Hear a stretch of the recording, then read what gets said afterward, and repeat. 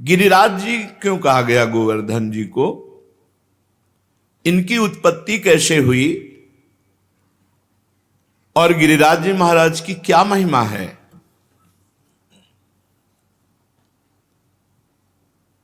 श्री नंद बाबा ने गर्गाचार्य जी को प्रेरित किया महिमा वर्णन करने के लिए। उपनंद आदि बड़े बड़े महापुरुष ये सब बैठ करके गिरिराज महाराज की महिमा सुन रहे हैं। साक्षात परिपूर्णतम भगवान श्री कृष्णचंद्र जो असंख्य ब्रह्मांडों के अधिपति हैं, कर्तुम अकर्तुम अन्यथा कर्तुम सर्व समर्थ हैं। जब पृथ्वी का भार उतारने के लिए स्वयं इस भूतल पर पधारे तो उन जनार्दन ने अपनी प्राण प्रिय प्राण वल्लभा अपनी उपास्य श्री राधा किशोरी से कहा, प्रिय तुम्हें हमारे साथ भूतल में हमारे लिए चलना होगा नवनिवृत्त निकुंज से। किशोरी जी ने कहा, प्राणनाथ आप चलने की बात कैसे सोच सकते हैं? जहां वृंदावन नहीं, जहां यमुना सखी नहीं, जहां गिरिराज गोवर्धन नहीं, वहां मेरा पदार्पण हो ही नहीं सकता। भूतल पर अगर हमारी सखी यमुना जी नहीं, गिरिराज गोवर्धन नहीं, तो प्राणनाथ जहां वृंदावन नहीं वहां राधा किशोरी नहीं जा सकती। श्री लाडली जी की बात सुनकर हरिजू ने मुस्कुरा दिया और कहा, हमने पहले से व्यवस्था की है। मृत्युलोक में, भारत भूमि में, माथुर मंडल में अपने को ही 84 कोष भूमि में मैंने विस्तार किया है। ये 84 कोष भूमि श्री कृष्ण स्वरूप है। उस 84 कोष भूमि में आपके विलास के लिए, आपकी सेवा के लिए जो जो चाहिए वो हमें पहले से पता है। यमुना जी, गोवर्धन और संपूर्ण आपके सुख के लिए वृंदावन की शोभा भूतल पर उतरेगी। नंद बाबा ने पूछा, क्या पहले से गिरिराज जी महाराज ब्रजभूमि में प्रकट हो गए? तो कहा, नहीं, ये शालमली द्वीप के भीतर द्रोणाचल के गर्भ में उत्पन्न हुए थे। जो द्रोणागिरी है उनके पुत्र हैं गोवर्धन जी महाराज, वहां प्रकाशित हुए थे।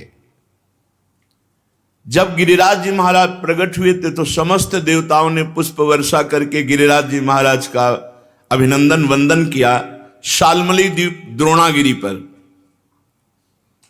हिमालय आदि पर्वतों ने, सुमेरु आदि पर्वतों ने आकर के गिरिराज जी का पूजन किया, प्रणाम किया, परिक्रमा की और विधिवत पूजन करने के बाद समस्त पर्वतों ने हाथ जोड़कर गोवर्धन जी की स्तुति प्रारंभ की। त्वं साक्षात् कृष्णचंदस्य परिपूर्णतमस्य च गोलोके गोगणैर्युक्ते गोपी गोपाल संयुते त्वं हि गोवर्धनो नाम वृंदारण्ये विराजसे त्वन्नो गिरीणां सर्वेषां गिरिराजोऽसि साम्प्रतं नमो वृंदावनांकाय तुभ्यं गोलोकमौलिने पूर्ण ब्रह्म तपत्राय नमो गोवर्धनाय च। समस्त सुमेर, हिमालय आदि बड़े बड़े पर्वतों ने गिरिराज महाराज की स्तुति की। हे गिरिराज, तुम साक्षात परिपूर्णतम भगवान श्री कृष्ण का स्वरूप हो। भगवान श्री कृष्ण की प्राण प्यारी गौओं का समुदाय, गोपाल, गोप सुंदरी गोपियों का समुदाय, ये सब आपकी तलहटी में आनंद प्राप्त करेगा। तुम्हारा नाम गोवर्धन है, तुम वृंदावन में नित्य विराजोगे। इस समय हम समस्त पर्वतराज आपको गिरिराज पदवी प्रदान करते हैं। द्रोणागिरी की गोद में प्रकट हुए गोवर्धन महाराज को गिरिराज पदवी प्रदान की समस्त विश्व के महान महान पर्वतों ने। वृंदावन सच्चिदानंदमय है, गोवर्धन भगवान द्रोणागिरी में विराजमान है। समस्त देवता गिरिराज सुमेरु आदि स्तुति करके गोवर्धन जी महाराज को प्रणाम करके परिक्रमा करके सब अपने अपने स्थान को गए। उसी समय महिमा सुन करके कि द्रोणागिरी पे गोवर्धन जी महाराज प्रकट हुए हैं, बड़े ही तप के धनी पुलस्त ऋषि कौतुकवश दर्शन करने के लिए गिरिराज जी द्रोणागिरी पर पहुंचे। देखा द्रोणाचल की गोद में गौर श्याम वर्ण, गिरिराज जी के शिलाओं में आभा प्रकट होती गौर श्याम। एकाग्रता पूर्वक जब गिरिराज जी की परिक्रमा करो, दूर से देखो तो कुछ शिला में गौर रंग, कुछ शिला में श्याम रंग आपको दिखाई देगा। गोवर्धन भगवान ऐसे माधवी मालती सुंदर सुंदर लताएं गुफाएं, बड़े सुंदर वृक्ष जो मीठे फलों के भार से सुंदर सुंदर सरोवर कुंड झरने, महाराज देखते ही पुलस्त ऋषि लुट गए। ये तो महान तपस्या करने की स्थली है, इनकी कंदराओं में तो बहुत आनंद आएगा ध्यान करने में भगवान का। सैकड़ों शिखर गिरिराज जी महाराज के रत्नमय, विविध रंग बिरंगे धातु, विविध शोभा पुष्पों की, नाना प्रकार के पक्षी खग कोलाहल कर रहे, झरने गिर रहे, मृग और बहुत से बंदर, मयूर, केकिका धुनी, बड़ा आनंद गिरिराज महाराज।